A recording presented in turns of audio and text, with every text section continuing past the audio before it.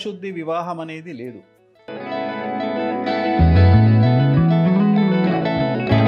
అయితే లింగభైరవి అనే అమ్మవారు ఎక్కడ కూడా శాస్త్ర ప్రామాణికంగా లేదు.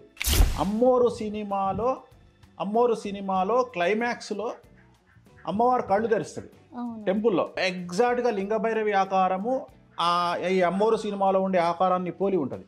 నమస్కారం అందరికీ, వెల్కమ్ టు క్యూటీవీ. ఈరోజు మనం చెప్పుకునే టాపిక్ చెప్పే ముందు ఆస్ట్రాలజీ అంటే భయం నమ్మకం రెండూ ఉంటాయి. కానీ ఈయన చెప్పే ఏదైతే ఉందో ప్రిడిక్షన్స్ చాలామందికి నిజమయ్యి చాలామంది నమ్ముతున్నారు కూడా. సో అలాంటి గెస్ట్ మనతో పాటు ఉన్నారు లేటెస్ట్ న్యూస్ తోటి. అండ్ మీకు చాలామందికి తెలియని న్యూస్, ఇప్పుడు సమంత పెళ్ళిపై చాలామందికి చాలా డౌట్స్ ఉన్నాయి. సో ఇంకెందుకు మన గెస్ట్ అయితే పరిచయం చేద్దాము. నమస్కారం వేణుస్వామి గారు. నమస్తే తల్లి. ఓం నమో వెంకటేశాయ. వెంకటాద్రి సంస్థానం బ్రహ్మాండే నాస్కించిన వెంకటేశమోదేవో నా భూతో నా భవిష్యతి. సో నమస్కారం అండి. ఈరోజు మనం అంటే స్టార్ట్ చేసే ముందు ఎందుకు సమంత గారి పేరే అంటే చెప్పాను అంటే చాలామందికి అంటే భూత శుద్ధి వివాహం ఆ పేరు కూడా చాలామంది కొత్తగా వింటున్నారు. సో దీని గురించి అంటే మీ మాటల్లో తెలుసుకోవాలని ఉంది. అసలు భూతశుద్ధి వివాహం అనేది లేదు. చాలామందికి క్లారిటీ లేదు. మొన్న సమంత పెళ్లి చేసుకుని ఐ థింక్ ఇవాళకి మేబీ 1 వీక్ అయినట్టుంది. అవును. సో చాలామంది భూతశుద్ధి వివాహం. భూతశుద్ధి వివాహము ఎట్ లింగభైరవి అమ్మవారు అనేది మనకు ఉన్నటువంటి న్యూస్. అంటే లింగభైరవి అమ్మవారి ముందు భూతశుద్ధి వివాహం జరిగింది అనేది క్లారిటీ. సో ఫస్ట్ మనం తీసుకోవాల్సింది ఏంటంటే భూతశుద్ధి వివాహము అనేది ఏమిటయా అంటే పంచభూతాలను క్లియర్ చేయడము భూతశుద్ధి అంటారు. భూతశుద్ధి వేరు, వివాహం వేరు. భూతశుద్ధిలో వివాహమే ఉండదు. భూతశుద్ధి వేరు, వివాహం వేరు. భూతశుద్ధి అంటే పంచభూతాలతో క్లీన్ చేయడము. అంటే ఏమవుతుంది, జనరల్గా ఎవరు చేస్తారంటే ఆల్రెడీ పెళ్ళైనప్పుడు మీరు ఒక మాట వినుంటారు, నెగిటివ్ ఆరా అంటారు. అంటే ఎన్నవో లేదో నువ్వు నెగిటివ్ ఆరా అంటారు.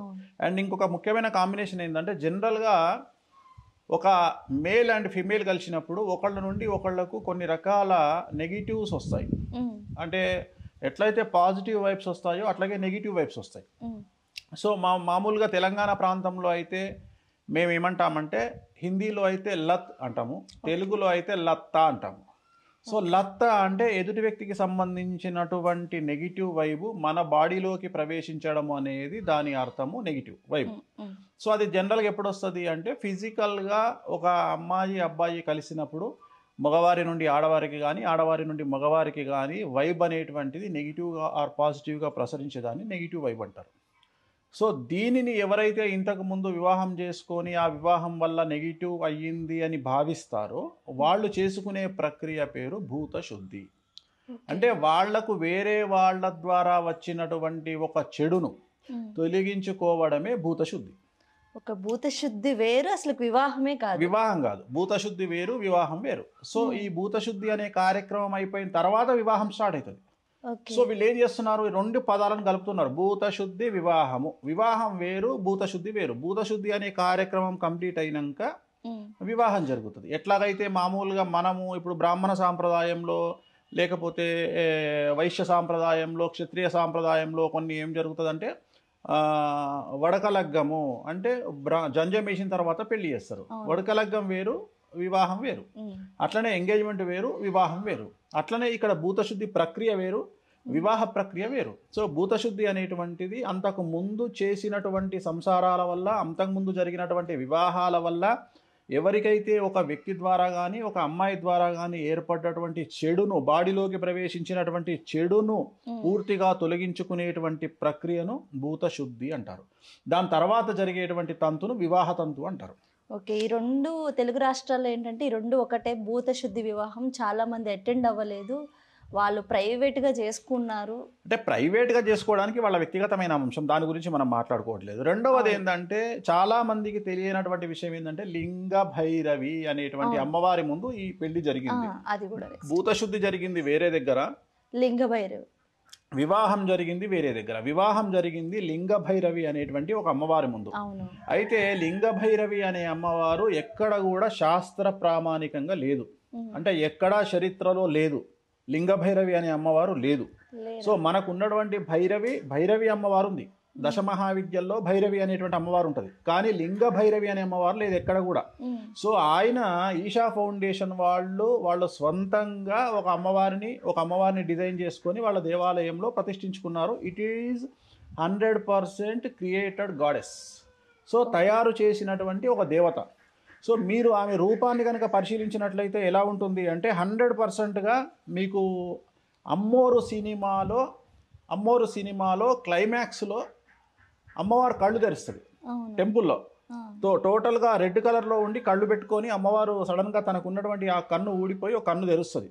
సో ఎగ్జాక్ట్గా లింగభైరవి ఆకారము ఈ అమ్మోరు సినిమాలో ఉండే ఆకారాన్ని పోలి ఉంటుంది. బట్ ఆమె వెలిసినటువంటి దేవత కానీ శాస్త్ర ప్రామాణికంగా వచ్చినటువంటి దేవత కాదు. సో చాలామంది జనరల్గా ఈ మధ్యకాలంలో గత సంవత్సరంలో తెలుగు రాష్ట్రాలలో వేణుస్వామి దశమహావిద్యలను వామాచారాన్ని ప్రచారం చేసినప్పుడు యోనికి పూజ చేస్తాము. యోనికి పూజ చేయడము అంటే యోని రూపంలో ఉండే అమ్మవారికి పూజ చేస్తాము. That is clarity. సో అమ్మవారు కామాఖ్యలో యోని రూపంలో ఉంటారు కాబట్టి యోని దేవతను పూజిస్తాము. అంటే మన ప్రపంచ పుట్టుకకు కారణమైనటువంటి యోనిని పూజించడము అనేటువంటిది ఒక బిగ్గెస్ట్ అప్లాస్ ఫర్ ఉమెన్. అంటే ఒక ఆడవారికి స్త్రీని గౌరవించే విధానము మనకు నేర్పించినటువంటిది హిందూ సాంప్రదాయము. ఆ సంప్రదాయంలో భాగంగా మనము ఎవరు అవునన్నా కాదన్నా ఇవాళ శివలింగము అంటే 100% లింగాకారము అని ప్రతి ఒక్కళ్ళకు తెలుసు. సో ఇక్కడ ప్రపంచాన్ని కమాండ్ చేసేది రెండు, ఒకటి లింగాకారంలో ఉన్న శివుడు, రెండు దశమహావిద్యల్లో యోని రూపంలో ఉండే కామాఖ్య అమ్మవారు. ఈ రెండింటిని మనం పూజిస్తున్నాం. కానీ ఇక్కడ జరిగినటువంటి లింగభైరవ అమ్మవారి స్పెషాలిటీ ఏమిటంటే ఈ అమ్మవారికి లింగం ఉంటుంది. లింగం ఉంటుంది అంటే నీకు అర్థమై ఉంటుంది. జనరల్గా అమ్మవారికి యోని ఉంటుంది, కానీ ఇక్కడ అమ్మవారికి లింగం ఉంటుంది. సో ఇది ఒక వెరైటీ కాన్సెప్ట్. అంటే ఆడామగా కలిసినటువంటి రూపంలో ఉండే శివుడు, అదే కాన్సెప్ట్ ఇక్కడ కూడా. అమ్మవారు విత్ లింగాకారంలో అంటే లింగముతో కూడిన అమ్మవారిని లింగభైరవి అంటారు.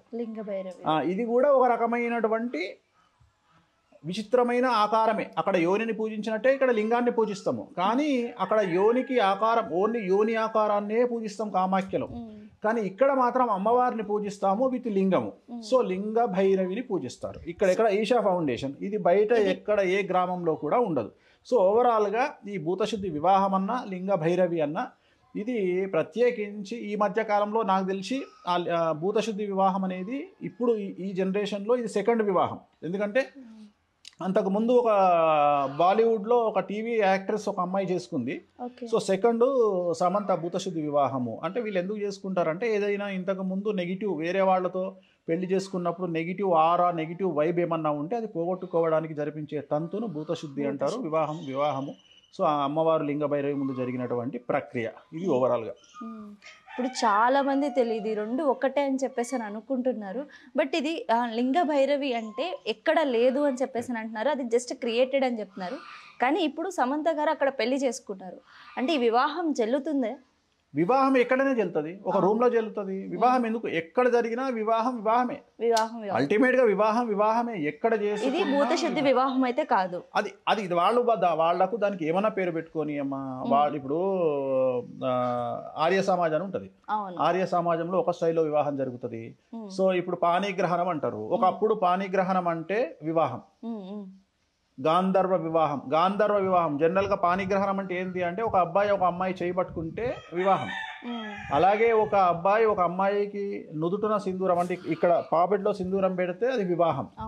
సో దండలు మార్చుకుంటే వివాహం. సో వివాహం అనేది రకరకాలుగా ఉంటుంది. అది చేసుకునే వాళ్ళ వ్యక్తిగత అంశము, వాళ్ళు ఎవరిని నమ్మారు అనే దాన్ని బట్టి ఆ వివాహం జరుగుతుంది. సమంత ఈషా ఫౌండేషన్ నమ్మింది కాబట్టి వాళ్ళ సాంప్రదాయం ప్రకారం ఆమె చేసుకున్నటువంటి ఆ వివాహం ఇప్పుడు ఈ జనరేషన్లో వివాహం లేకుండా లివింగ్ టుగెదర్ ఉంటున్నారు. లివింగ్ టుగెదర్ కల్చర్ వచ్చింది.